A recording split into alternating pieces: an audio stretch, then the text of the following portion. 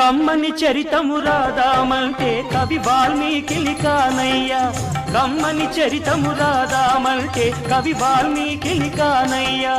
గానముతో కొలవాలంటే ఘన త్యాగయ్యను కానయ్యా గానముతో కొలవాలంటే ఘన త్యాగయ్యను కానయ్యా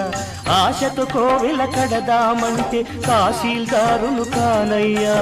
ఆశతో కోవెల కడదామంటే తహసీల్దారును కానయ్యా ఆఖరికి మనసిద్దామంటే అది ఏనాడో నీదయ్యా ఏమయ్యా ఏమయ్యా ఓ రామయ్యా